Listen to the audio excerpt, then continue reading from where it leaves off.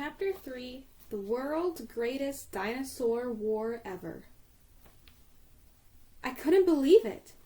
The door opened in the middle of math class, and the principal pushed the older raggedy kid in. Mrs. Cordell said, "Boys and girls, we have a new student in our class starting today. His name is Rufus Fry. Now, I know all of you will help make Rufus feel welcome, won't you?" Someone sniggled. "Good. Rufus, say hello to your new classmates, please."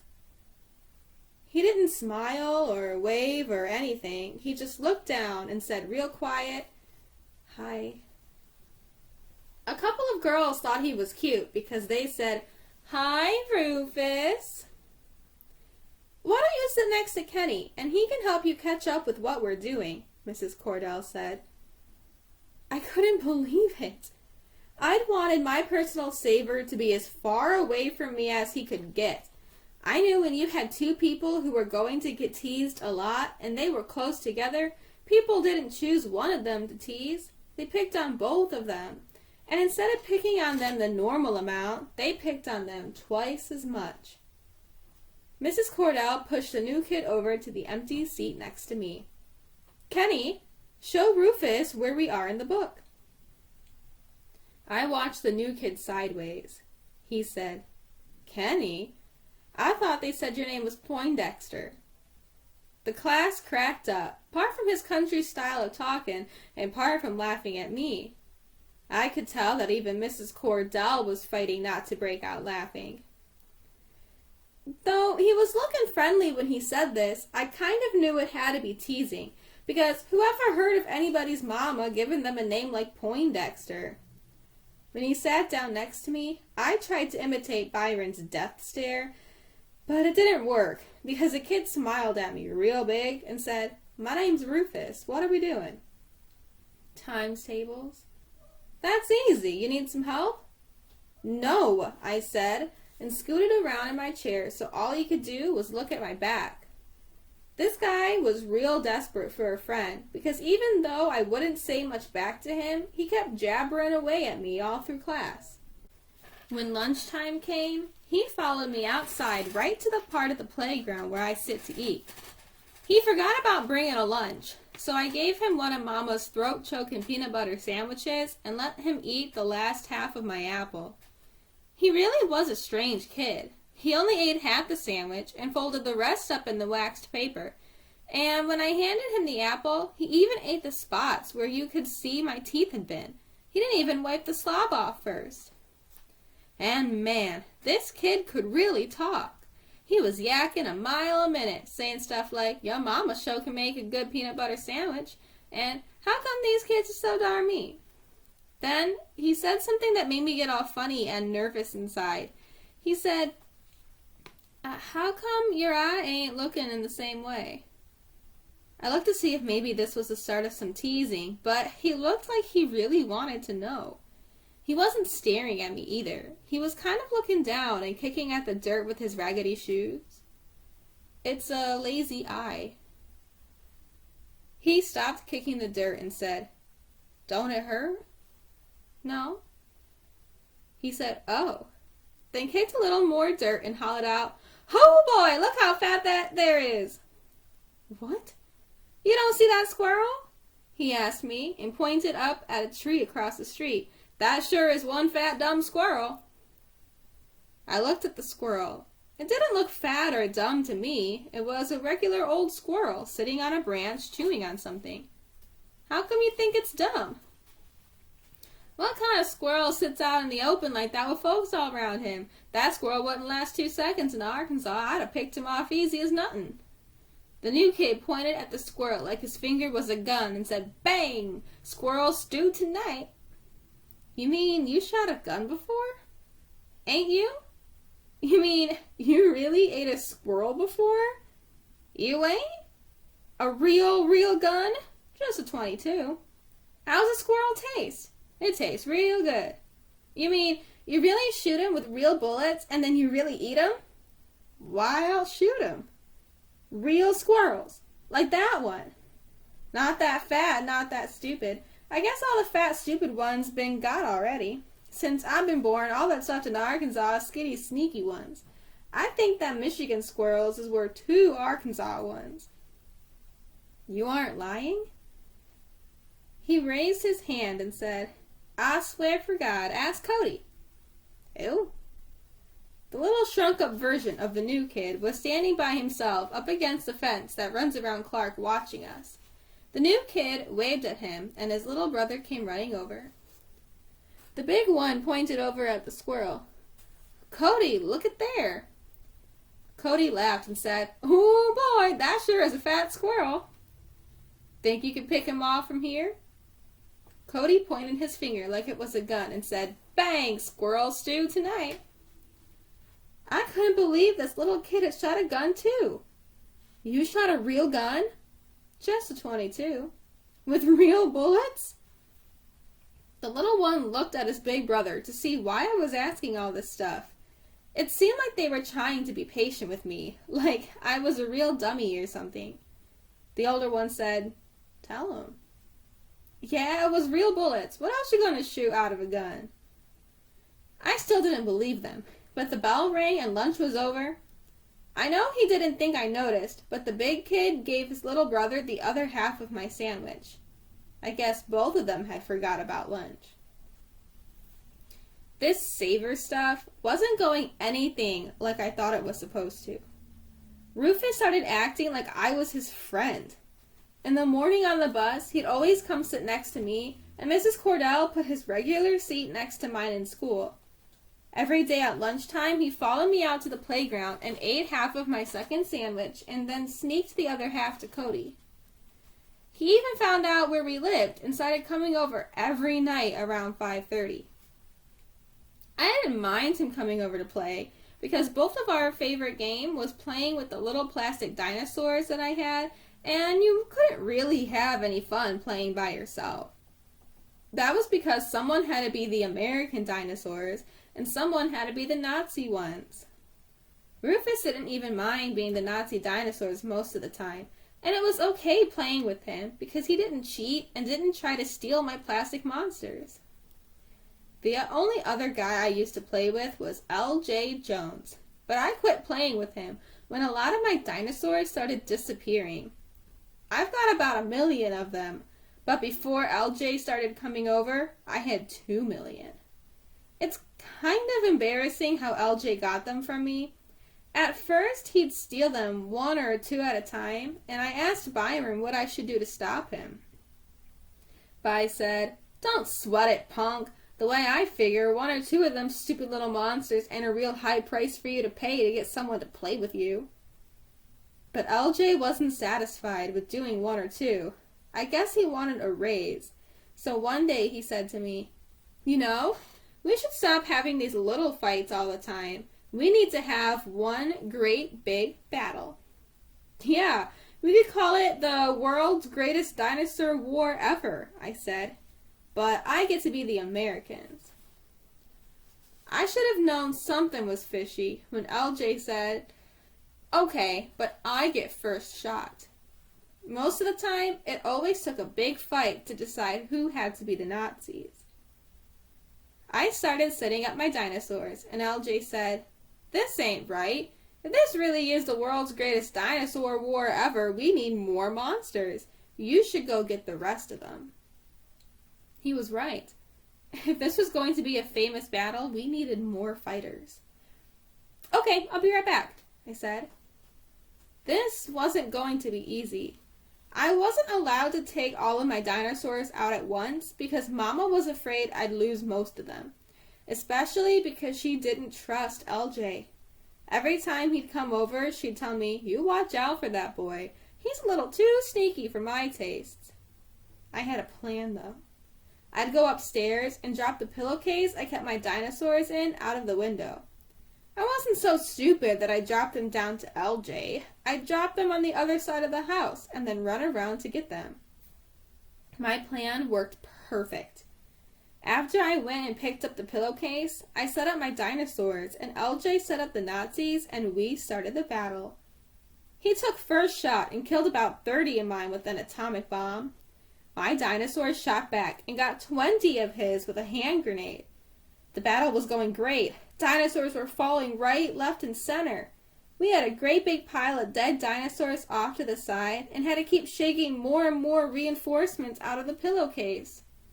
Then, in the middle of one big fight, LJ said, "Wait a minute, Kenny. There's something we forgot about."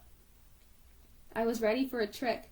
I knew LJ was going to try to get me to go away for a minute so he could steal a bunch of my monsters. I said, "What?" "These dinosaurs been dropping atom bombs on each other. Think about how dangerous that is." "How's it dangerous?" LJ said, "Look." He made one of his brontosauruses run by the pile of dead dinosaurs, and when it got 2 steps past them, it started shaking and twitching and fell over on its side, dead as a donut. LJ flipped him on the dead dinosaur pile. I said, "What happened to him?" "It was the radioactiveness. We gotta bury the dead ones before they infect the rest of the live ones." Maybe it was because we had such a great war going on, and I was kind of nervous about who'd win, but this stupid stuff made sense. So instead of digging each one of the couple hundred dead dinosaurs a grave, we dug one giant hole and buried all the radioactive ones in it. Then we put a big rock on top so no radioactivity could leak out. This really was the world's greatest dinosaur war ever. We fought and killed dinosaurs for such a long time that we had to make 2 more graves with 2 more big rocks on top of them. LJ finally pulled the trick I knew he was going to, but he did it so cool that I didn't even see it coming. "Kenny, you ever been over in Banky and Larry Dunn's fort?" LJ knew I hadn't. I found out where it is." "Where? You want to come see it?" "Are you crazy?" "They ain't there. This is Thursday night. They're up at the community center playing ball." "Really?" "Well, if you too scared." I knew this was a worm with a hook in it, but I bit anyway. "I'm not scared if you aren't." "Let's go." I figured the trick would come in right here, so I kept a real good eye on LJ when we put my monsters back in the pillowcase. When we were done, I sneaked a look at his back pockets, 'cause I knew when he stole dinosaurs, he put them back there, or in his socks.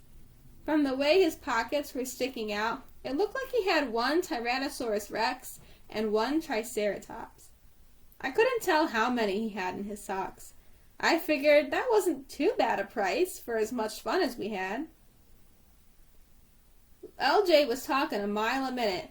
"They even got some books with naked ladies. You ever see a naked lady?" "Yeah, lots of times." I had, too. Byron had borrowed lots of nasty magazines from Bubhead's library. I knew LJ didn't believe me, though. For some reason, if you were famous for being smart, no one thought you'd ever looked at a dirty book. LJ said, "You gotta be in the house by 7, don't you?" "Yeah." "Okay, we better hurry before it gets too late." After I'd sneaked the dinosaurs back into the house, we ran off toward Banky and Larry Dunn's secret fort. It wasn't until 9 o'clock at night, when I was in bed, that a bell went off in my head. I'd forgotten all about the radioactive dinosaurs. I put on my tennis shoes, got my night reading flashlight, climbed out the back window, and went down the tree in the backyard. I got to go to the battleground and saw the 3 radioactive graves. But when I moved the rock on the first one and dug a little bit down, I didn't hit 1 dinosaur. Not 1. The second grave was empty too. I didn't even move the rock from the 3rd one. I just sat there and felt real stupid. I couldn't help thinking about Sunday school again. I remember the story about how a bunch of angels came down and rolled away the rock that was in front of Jesus' grave to let him go to heaven. I think it took them 3 days to push the rock far enough so we could squeeze out. My dinosaurs weren't even in their graves for 3 hours before someone rolled their rocks away. Maybe it was a lot easier for a bunch of angels to get 1,000,000 dinosaurs to heaven than it was to get the savior of the whole world there. But I wish they'd given me a couple more hours. But I was just making excuses to myself for being so stupid. I know if a detective had looked at those rocks, he wouldn't have found a clue of a single angel being there. But I'd bet $1,000,000 that he'd have seen those rocks were covered with a ton of L.J. Jones fingerprints. I never played with LJ again after that, so playing with Rufus got to be okay. It was a lot better not to have to worry about getting stuff stolen when you were with your friends, and it was a lot better not spending half the time arguing about who's going to be the Nazi dinosaurs. I was wrong when I said that me and Rufus being near each other all the time would make people tease both of us twice as much. People started leaving me alone and going right after Rufus. It was easy for them to do, 'cause he was kind of like me. He had two things wrong with him. The first thing wrong with Rufus was the way he talked. After he said that "Hiya, y'all" stuff on the bus, he got to be famous for it, and no matter how much he tried to talk in a different way, people wouldn't let him forget what he said. The other thing wrong with him was his clothes. It didn't take people too long before they counted how many pairs of pants and shirts Rufus and Cody had. That was easy to do, because Rufus only had 2 shirts and 2 pairs of pants, and Cody only had 3 shirts and 2 pairs of pants. They also had 1 pair of blue jeans that they switched off on. Some days Rufus wore them, and some days Cody rolled the legs up and put them on. It's really funny how something as stupid as a pair of blue jeans can make you feel real bad, but that's what happened to me. We had been sorta secret friends for a couple of weeks before people really started getting on them about not having a bunch of clothes. Me and Rufus and Cody were on the bus right behind the driver one day when Larry Dunn walked up to our seat and said, "Country Cornflake, I noticed you and Little Flake switch off on them pants, and I know Friday's your day to wear them, but I was wondering if the same person gets to wear the pants gets to wear the drawers that day too." Of course, the whole bus started laughing and hollering. Larry Dunn went back to his seat real quick before the driver had a chance to tell anybody the secret he knew about Larry's mama. I looked over at Cody. He had the blue jeans on today and was pulling the waist out to check out his underpants. Maybe it was because everybody else was laughing, and maybe it was because Cody had such a strange look on his face when he peeked at his underpants. Maybe it was because I was glad that Larry hadn't jumped on me, but whatever the reason was, I cracked up too. Rufus shot a look at me. His face never changed, but I knew right away I'd done something wrong.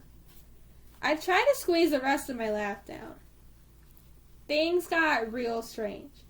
Instead of Rufus jabbering away at me a mile a minute in school, he scooted around in his seat so all I could see was his back. He didn't follow me out on the playground either, and he acted like he didn't want my sandwiches anymore. Ever since Mama had met Rufus, and I told her about sharing my sandwiches with him, she had been giving me 4 sandwiches and 3 apples for lunch. When I saw him and Cody weren't going to come under the swing at lunchtime, I set the bag with their sandwiches and apples in it on the swing set. The bag was still there when the bell rang. They quit sitting next to me on the bus, too, and Rufus didn't show up that night to play. After this junk went on for 3 or 4 days, I sneaked the pillowcases full of dinosaurs out and headed to where Rufus lived. I knocked on the door and Cody answered. I thought things might be back to being okay because Cody gave me a great big smile and said, "Hi, Kenny, you want to talk to Rufus?" "Hi, Cody." "Just a minute." Cody closed the door and ran back inside. A minute later, Rufus came to the door.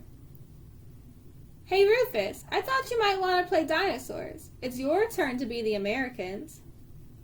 Rufus looked at the pillowcase, then back at me. "I ain't playing with you no more, Kenny." "How come?" I knew, though. "I thought you was my friend. I didn't think you was like all them other people," he said. "I thought you was different." He didn't say this stuff like he was mad. He just sounded real sad.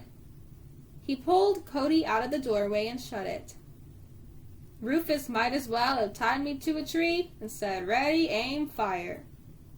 I felt like someone had pulled all my teeth out with a pair of rusty pliers. I wanted to knock on his door and tell him I am different, but I was too embarrassed, so I walked the dinosaurs back home. I couldn't believe how sad I got. It's funny how things could change so much and you wouldn't notice. All of a sudden, I started remembering how much I hated riding the bus. All of a sudden, I started remembering how lunchtime under the swing set alone wasn't very much fun. All of a sudden, I started remembering that before Rufus came to Flint, my only friend was the world's biggest dinosaur thief, L.J. Jones. All of a sudden, I remembered that Rufus and Cody were the only two kids in the whole school, other than Byron and Joey, that I didn't automatically look at sideways. A couple of days later, Mama asked me to sit in the kitchen with her for a while. "How's school?" "Okay." I knew she was fishing to find what was wrong and hoped it wouldn't take her too long. I wanted to tell her what I'd done. "Where's Rufus been? I haven't seen him lately."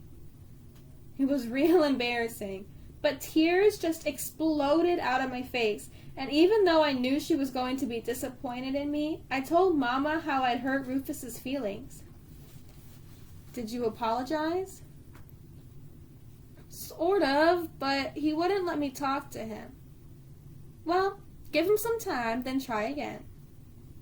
"Yes, Mama." The next day after school, when the bus pulled up at Rufus's stop, Mama was standing there. When Rufus and Cody got off, they said, "Hi, Mrs. Watson," and gave her their big smiles. The three of them walked toward Rufus's house. Mama put her hand on Rufus's head while they walked. Mama didn't say anything when she got home, and I didn't ask her, but I kept my eye on the clock. At exactly 5:30, there was a knock, and I knew who it was, and I knew what I had to do. Mama and Joey were in the living room, and when they heard the knock, everything there got real quiet. Rufus and Cody were standing on the porch smiling a mile a minute. I said, "Rufus, I'm sorry." He said, "That's okay." I wasn't through, though. I really wanted him to know. I am different. He said, "Shoot, Kenny, you think I don't know? Why do you think I came back? But remember, you said it's my turn to be the Americans." People started moving around in the living room again. I guess I should have told Mama that I really appreciated her helping me get my friend back, but I didn't have to. I was pretty sure she already knew. Chapter 4, Froze Up Southern Folks. Because she'd been born in Alabama, Mama didn't really know anything about the cold. Even though she'd lived in Flint for 15 years, she still thought cold weather could kill you in a flash.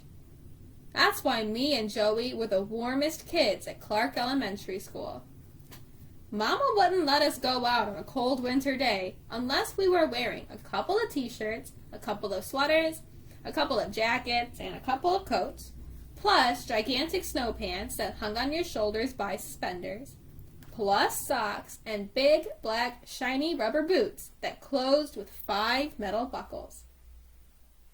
We wore so many clothes that when we pulled our final coat on, we could barely bend our arms. We wore so many clothes that when Byron wasn't around, the other kids said stuff like, "Here come some of the weird Watsons doing their mummy imitations." But the worst part of this was having to take all this stuff off once we got to school. It was my job to make sure Joey got out of her coats and things okay. So after I took all of my junk off, I went down to the kindergarten and started working on hers. Joey usually looked like a little zombie while I peeled the coats and jackets off of her. She got so hot inside this stuff that when I finally got down to the last layer, she'd be soaking wet and kind of drowsy looking. I took her hood off and unwrapped the last scarf that was around her head. When that last scarf came off, there was always a real nice smell, like Joey was a little oven, and inside all these clothes she baked up her own special perfume, with the smell of shampoo and soap and the pomade Mama put in her hair. That was the only part I didn't mind. I loved sticking my nose right on top of Joey's head and smelling all those nice things baked together. Mama always kept a little towel in Joey's last jacket's pocket so I could make sure her face and hair were dry. "Kenny," she said one time while I wiped the sweat from her forehead and hair, "can't you do something to stop Mommy from making us get so hot?" "I tried, Joey. Mama thinks she's protecting us from the cold." I started trying to get Joey's shoes out of her boots. Whoever invented these boots should be shot, because once the boots got hold of your shoes, they wouldn't let them go for anything. I pulled everything off Joey's foot and gave her the boot while I reached my hand inside to tug on the shoe. We pulled and pulled, but it seemed like the harder we pulled, the harder the boot sucked the shoe back in. "Maybe Byron will help make Mommy stop if we let him know how hot we get." Joey was too young to understand that Byron didn't care about anything but himself. He was kind of nice to her, though, and didn't treat her like he treated me and other kids. We tugged, and the shoe started coming out an inch at a time. Finally, it made that funny sound like water going down the drain and slid out of the boot. Whew! I tied Joey's shoe back on her feet and used her towel to wipe my own forehead. I couldn't wait until I was old enough to not listen to what Mama told me. The next morning, Mama was burying Joey in all her clothes again. Joey was doing the usual whining and complaining. "Mommy, can't I just wear one jacket? I get too hot. And besides, when I wear all this junk, I'm the laughing stock of the morning kindergarten." Mama's hand came up to cover her mouth, but she got serious when she said, "Joey, I don't want you to be the laughing stock, but I don't want you catching a cold. You gotta keep this bundled up there. It's colder than you think. This cold is very dangerous. People die in it all the time." Joey pouted and said, "Well, if they die in it all the time, how come we don't see any frozen people when we go to school?" Mama gave Joey a funny look and pulled her hood over her head. "Sweetheart, do what Mommy says. It's better to be too warm than too cold." Joey whined a little more while Mama put her boots on her. Me and Byron went outside and waited on the porch. He was trying to look cool, but I said to him anyway, "Man, I hate taking all that stuff off Joey when we get to school. She whines and cries the whole time." I stood next to him and looked at him sideways. "Seems to me like you got a real bad memory. Who you think took all that stuff off your little behind all these years? What goes around, goes around." I was surprised he'd said anything, since Byron thought it was cool not to answer stuff when someone younger than you said it. But he wasn't being completely nice. While I was talking, he kept moving around me, so if I wanted to look at him sideways, I'd have to move too. It must have looked like we were doing some kind of square dance with me moving around like one foot was nailed to the porch. Yeah, but I didn't cry and whine.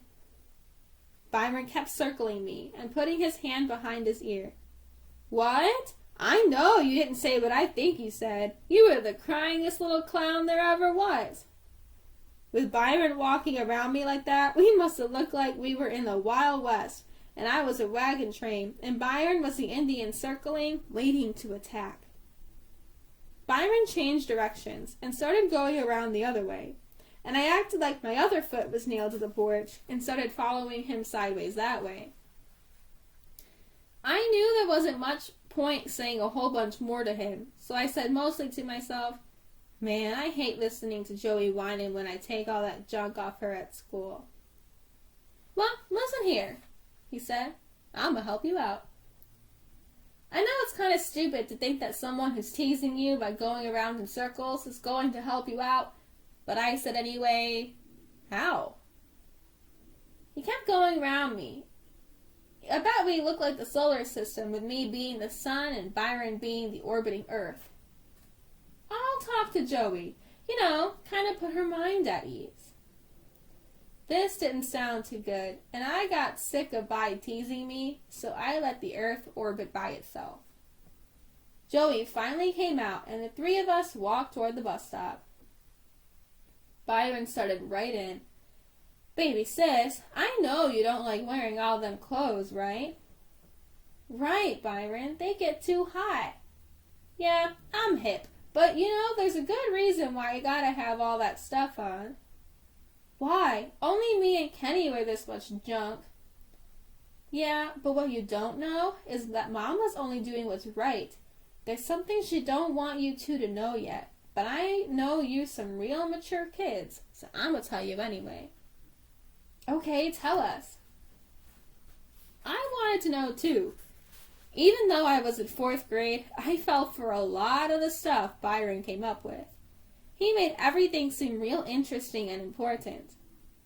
All right, but when Mama finally do tell you guys this stuff, you gotta act like you surprised.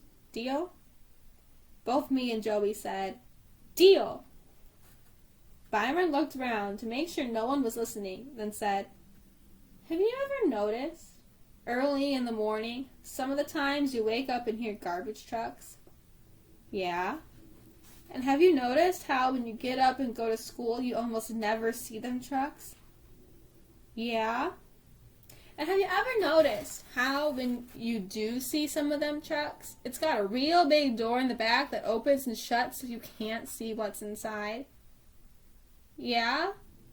And have you noticed how that door is too big for even the biggest garbage can in the world? Yeah. And Joey, did you notice how Mama got kind of nervous and didn't answer your question about how not seeing people be froze up on the street? Yeah. Byron looked around and made us get real close to him. Okay. Now this is the part you gotta have to look surprised at when Mama tells you about it. But before I tell you, you're gonna have to practice acting surprised so I don't get in trouble for letting you know, okay? Yeah. Kenny, you first. I made my eyes get real big and threw my mouth open. Not bad, but try it with some sound. I made my eyes get real big, threw my mouth open, and said, what the? Perfect. Baby sis, your turn. Joey did exactly what I did. That's good, but I think we need some action. Do all that stuff and throw your arms up like you just heard some real shocking stuff. We did. Cool, now do it 3 times together.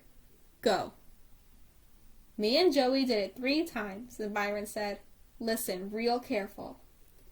He looked around to make sure the coast was clear. There's a good reason Mama makes you all wear them clothes, and it's got to do with them big doors in the back of the garbage trucks, dig? Me and Joey nodded our heads the best we could with all these clothes on. You see, some of them trucks ain't real garbage trucks at all. Joey, you was right. Every cold morning like this, the streets is full of dead, froze people. Some of the time they just freeze so quick they don't even fall down. They just stand there, froze solid. Joey was believing every word. I wasn't too sure. But you notice that not everybody gets froze like that. It's just them folks from down south who got that thin, down-home blood who freeze so quick. And Mama ain't from Flint. She grew up in Alabama. And that means half of y'all's blood is real thin. So Mama's worried that one morning it's going to be cold enough to freeze you all. That's where them fake garbage trucks comes in. Every morning they go around picking the froze folks off the street, and they need them big doors because some of the ones who got froze don't bend in the middle, and they wouldn't fit in no regular ambulance. Joey looked like she was hypnotized. Her mouth was open and her eyes were bugging.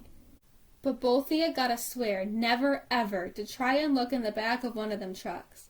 I did it once, and I'ma tell you, there ain't nothing more horrible than seeing hundreds of dead, froze-up Southern folks crammed up inside a garbage truck. It's a sight that I'ma carry to my grave with me.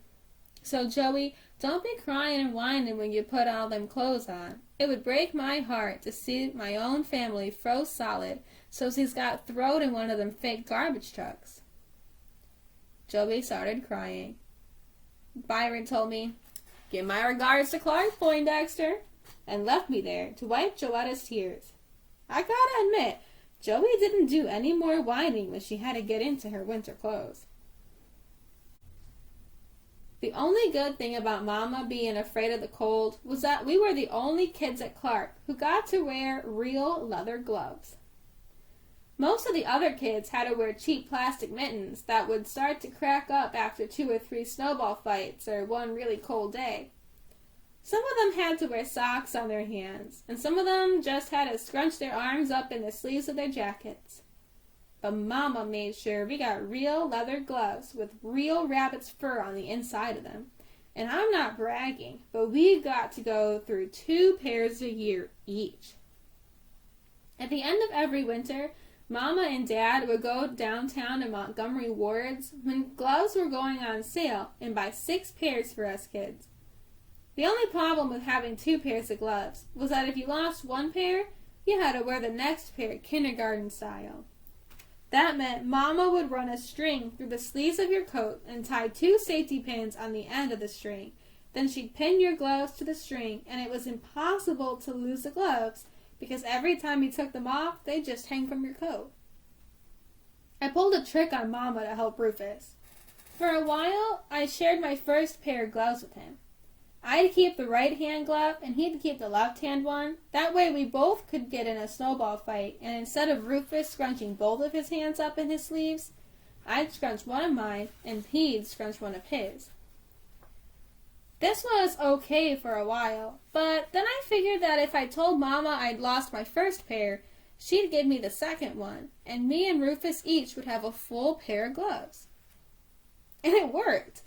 Mama put the second pair on my coat, kindergarten style, and warned me, "This is the last one, Kenny. After this, you won't have anything for the rest of the year, so be very careful." I just about broke out laughing when she held me by the arms and looked right in my eyes and said, "Do you know what frostbite will do to you?" "Yes, Mama." I looked sad on the outside, but on the inside, I was feeling great. I gave Rufus the right-hand glove, and everything was fine for about a week. That's when my second pair of gloves, kindergarten string, safety pins and all, disappeared out of the closet at school. Rufus had to let me borrow one of my old gloves back, and we were back to scrunching one hand each up in our coat sleeves. But since Rufus was now the official owner of the gloves, he got to keep the right-hand one, and I had to wear the left-hand one. 2 days later, Larry Dunn stopped wearing socks on his hands and started wearing a pair of real leather gloves with real rabbit fur on the inside of them.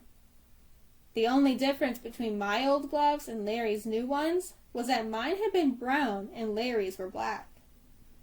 Me and Rufus found this out when Larry ran up behind us and said, "This is Friday, y'all. Time to do the laundry. Who's gonna be first? Country Cornflake, Cockeye Kenny?" He didn't wait for us to make up our minds and grabbed me first. He said to Rufus, "If you run a raid during Cockeye's wash, I'm gonna hunt you down and hurt you bad, boy. This ain't gonna take but a minute, so just stick around."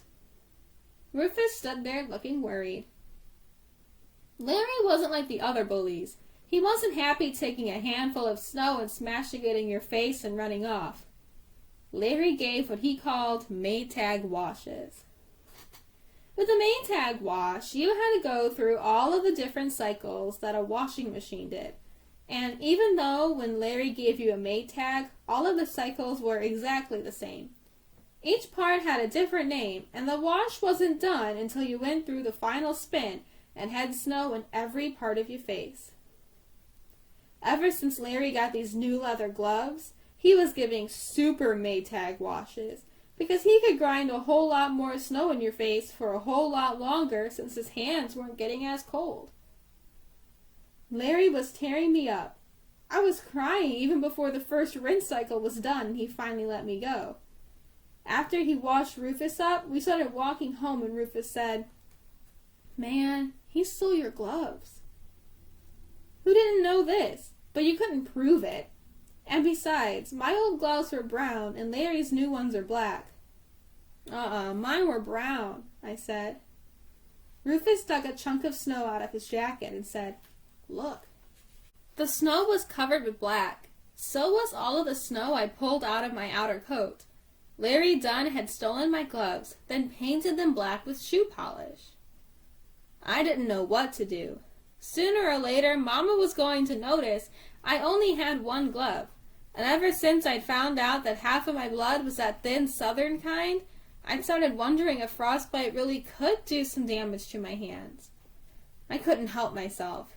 I sat on the curb and sniffed a couple of times and finally cried. Rufus knew this was some real embarrassing stuff, so he sat down beside me, looked the other way, and acted like he didn't see me crying. That's how come we didn't see Bi and Bubhead walk up on us. I was too busy looking down, trying not to be too obvious about crying, and Rufus was too busy pretending that he didn't notice that I was. "What are you crying about, punk?" I made the mistake of telling Byron about my gloves and Larry Dunn. "Where's he at?" "Washing faces over by the school." "Come on." Me and Rufus followed Bi and Bubhead over to Clark. Larry Dunn was giving a supermaid tag to a 5th grader. Byron interrupted the final rinse cycle and said, "Let me see them gloves." Larry Dunn said, "I ain't." Bi snatched Larry Dunn's windbreaker with one hand, then touched his own mouth with his other hand. "Bubhead, I thought for sure when I got up this morning that my lips were working fine, and now when I feel them like this, they still seem like they moving just right. But if they working fine, how come this little fool ain't doing what I told him to do?" Bubhead shrugged and said, "Maybe the boy's ears is bad." "Maybe. Maybe I'm going to have to use deaf people language to talk to him. Maybe I'm going to have to talk to him like that woman, the miracle worker." All the Weird Watsons had seen that show together, and the way they talked to deaf people in that movie wasn't anything like the way Byron was talking to Larry Dunn. Byron's style of deaf language was just to yell real loud and slap the side of Larry's head after each word. "Let me see them gloves, young fool!" This had to be killing Larry Dunn. Larry didn't cry or anything. He just stared at Bi and said, "I ain't." He talked real tough, but he didn't do a thing when Byron snatched the gloves off his hands. The palms of the gloves were brown and the backs were black. Byron threw me the gloves. "Here, Kenny." "Thanks, Bi." That would have been fine with me, but Byron wasn't through. "Come here, Kenny." I went and stood where Byron still had the neck of Larry Dunn's skinny little windbreaker wadded up in a fist. "Pop him," Byron said. I gave Larry Dunn a slap on the arm. "I'ma only tell you one more time, pop him." I hit Larry a little harder. I hoped he'd bend over and act like I killed him, but he stood there trying to look cool. Byron kept his word and only told me that one time. Then when I didn't hit Larry hard enough, Bi punched me in the stomach. Hard. I didn't even feel it because I had all those sweaters and jackets and coats on, but I had more sense than Larry. I acted like I'd been popped by Sugar Ray Robinson and staggered around, then fell on my knees holding my stomach. I said, "Ugh." A little crowd of kids started bunching up around us, and Byron decided it was time to put on a show. I don't know why bullies always have to have such a good sense of humor, but they do.